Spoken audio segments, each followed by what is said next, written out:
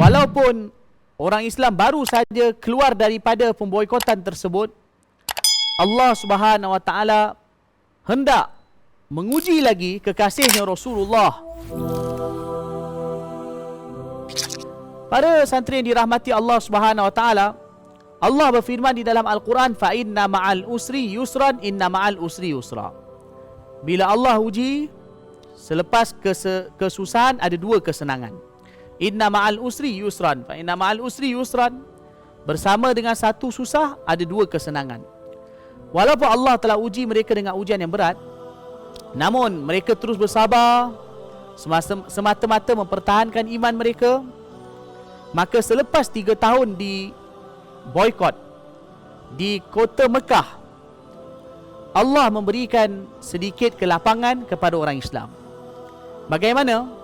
Beberapa orang, 5 orang yang disegani daripada kalangan orang Quraisy Mekah juga, mereka berbincang sesama mereka. Mereka berbincang dan mereka mengatakan bahawa sampai bila kita nak boikot mereka, biarkan mereka mati kebuluran. Sedangkan mereka ini juga sebenarnya sanak saudara kita. Mereka juga darah daging kita.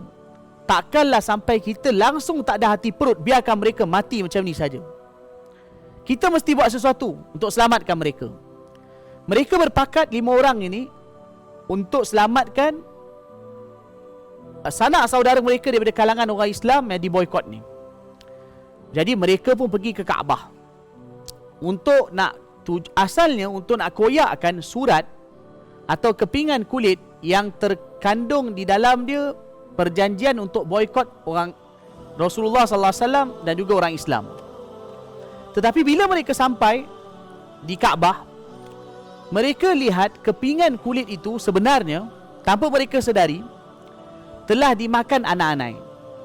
Bila mereka tengok, yang hanya tinggal hanyalah tulisan Bismikallahumma. Itu je yang tinggal. Yang lain semua dah kena makan anak-anak. Bismikallahumma, kerana orang Quraisy dulu bila mereka tulis, mereka tak tulis Bismillahirrahmanirrahim macam sekarang, tapi mereka tulis Bismikallahumma. Maka apabila kepingan kulit itu telah dimakan anak-anak, secara automatiknya perjanjian itu telah terbatal. Bermakna tak ada lagi perjanjian tu. Selepas itu orang Islam, alhamdulillah, hidup mereka menjadi agak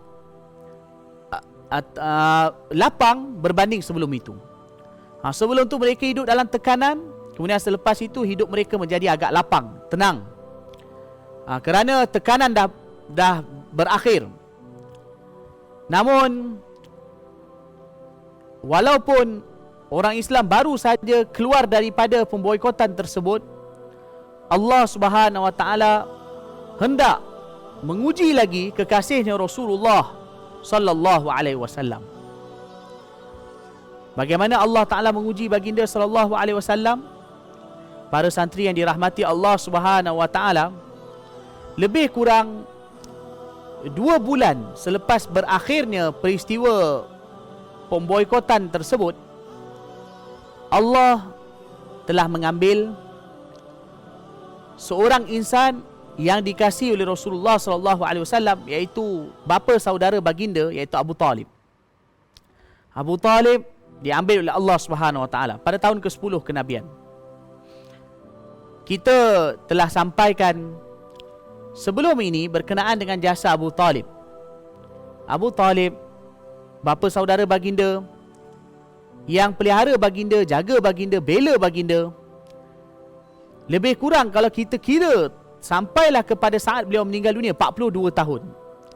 Daripada baginda berusia 8 tahun sampailah baginda sallallahu alaihi wasallam berusia 50 tahun.